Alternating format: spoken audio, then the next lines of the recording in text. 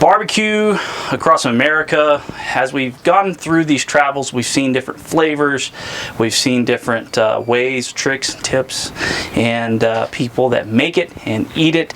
And so this week we're going to be stopping at California. Now, California is not really known for barbecue as we would know it in Texas, but they're actually known very well for TriTip. And this is a part of a sirloin cut, usually the lower part of the sirloin cut.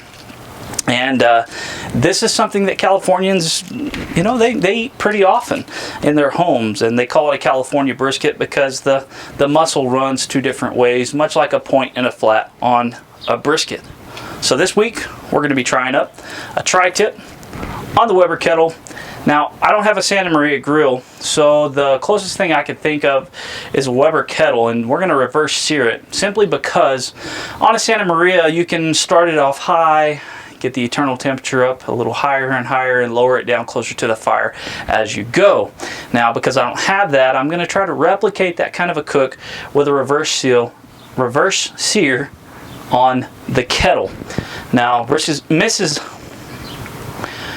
Brisket Medic is going to be inside making some asparagus and things like that to go with sides, because we're going to be having some friends over tonight to enjoy this meal with us. So I've got some charcoal getting ready to get lit up on our chimney, and all I'm using to light it is some paper towels soaked in brisket tallow, beef tallow, so that we can light it up and get that charcoal ready. I've got our charcoal banked off to the side here, and I'll show you that as I pour the charcoal in. And while that's getting hot, we're going to trim this brisket.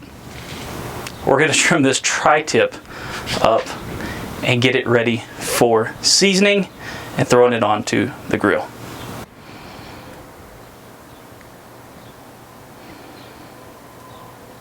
So while that's going, you gotta excuse the flies. We are outside, and we'll keep them off of everything as much as possible. We got some fly traps on the way.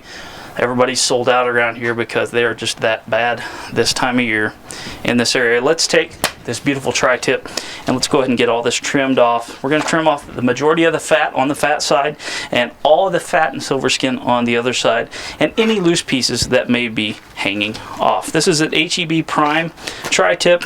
I have found that these prime cuts from HEB are absolutely amazing and are really good for home, or I mean serving to others, having guests. I mean they're just great. And Mrs. Brisket Medic actually picked this one out, and she did a absolutely wonderful job with it. So let's go ahead and get it trimmed up. See these loose pieces like this? They really need to come off. So we'll get this all trimmed up, cut the fat off of this side for the most part, fat off of this side, all these fat particles and gray skin off of this part, and any loose pieces, and it'll be ready for seasoning.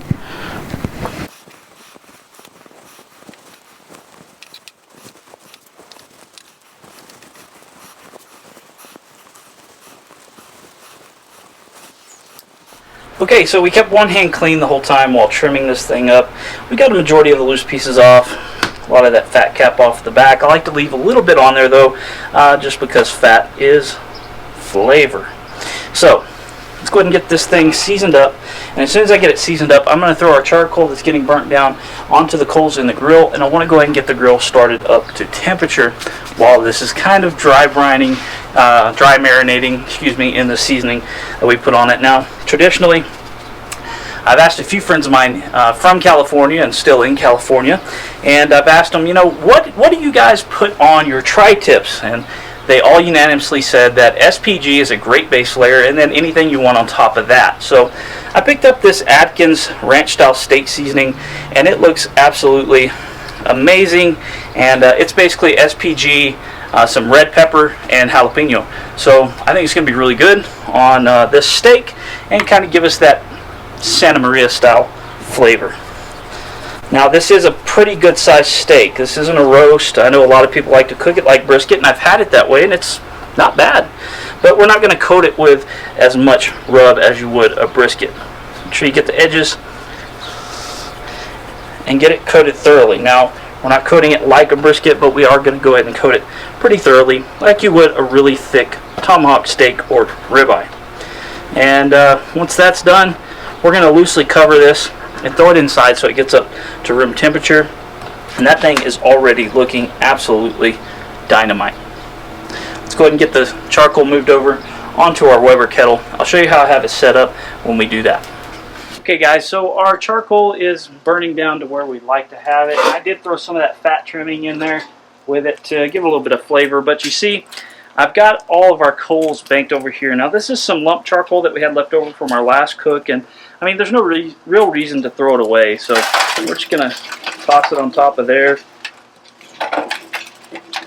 I've got it banked to the side, and that pan is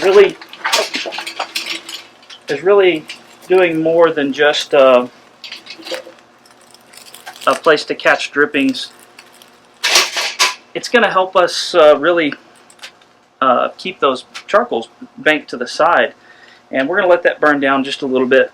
We're going to put our grate on top, and then we're going to close it down, and I want the bottom air intake to be between 1/4 and 1/2 open, and then the top intake the same exact way, between 1/4 and 1/2 open. And we're just going to let it get up to temp.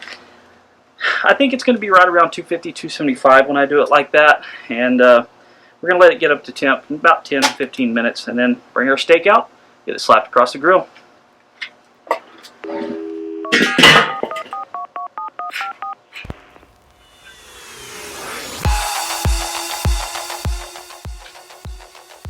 Okay, let's go ahead and take a look at this. It's been on there for about 15-20 minutes, and I think it's going to be time for us to flip it over. Get a little heat on this side, so we're going to flip it over and let that heat get on this side as well. And in about 10-15 more minutes, we're going to flip it over here onto the hot side of the grate and really get it seared off. So this has been sitting on the indirect heat side for about 20-25 minutes. And we're about to put it over and sear it off. Before I do that, I want to encourage you to go ahead and like and subscribe if you haven't done that already. Let's go ahead and take a look at it. It's got some great color to it. I think it's going to be really nice. Let's go ahead and get it flipped over and thrown onto the hot coals. It's not going to take very long on these hot coals. We just really want to get a good sear on the outside. And once we do that, we'll check the internal temperature and we'll let it ride out until it's about medium rare. Alright, let's go ahead and get it flipped over. Get that nice sear on it. Oh, get off the edge there. That nice sear on the edge of it. And we're sitting right at 120 degrees internal temperature, so we're going to let this ride out for just a few minutes, get this sear finished up. And then we're going to take it inside and let it rest. And then we'll bring it back out, slice it up, see how it turned out. Okay guys, it's been just a few minutes, about 15-20 minutes, and we're letting this rest. We cooked it until the internal temperature hit about 125. I've let it carried over to about 130. And we're going to go ahead and pull it out of the foil where it was resting and put it on the cutting board. Now, it's still pretty warm, but man, look at that au jus that came from it. Now, Mrs. Brisket made some bacon wrapped asparagus, and that looks really, really good to go with it. And just a few other sides like salad and things like that. Let's go ahead and get this cut right down the middle and see how she looks. Now, I cut it down the middle because the grain runs this way and then it changes to this way, so we can change how we slice it right there. And let's go ahead and take a slice. Alright, that's a perfect medium finish, and that thing looks amazing. It's nice and warm, it's very, very tender, and has a great color to it. It's a little bit dark out here, so don't mind that, but let's go ahead and take a bite out of it and see how it is.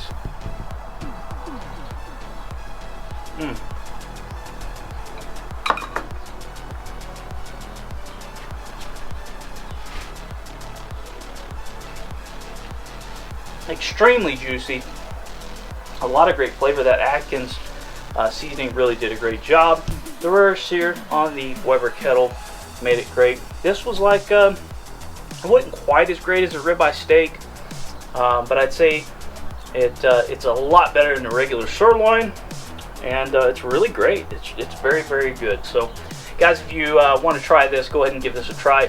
Make sure you give it a like and a subscribe if you haven't done that. Remember, it's free and it really helps us out. Now, you may have noticed this shirt, and this shirt is actually a fundraiser for Sergeant Josh Bartlett. He's a Lubbock Sheriff's Department deputy, and unfortunately Josh lost his life in the line of duty during a standoff just a few weeks ago. These shirts are helping to raise money for his family, and there's a lot affected in his death, both badge and blood, and there's a lot of family around him that really need your encouragement and your support. I'm going to be linking his PayPal or Venmo down below so that you can go down there and give them not only some support but also some financial contributions. I know that his family, both blood and badge, would appreciate it, guys. If you have the moment, if you have a chance, go ahead and go over there. Even if it's just a word of encouragement, I know that would make all the difference in the world. Guys, this is barbecue across America. We've hit California. TriTip. It's delicious. Give it a try. This is Brisket Medic. I love you. Drink more water.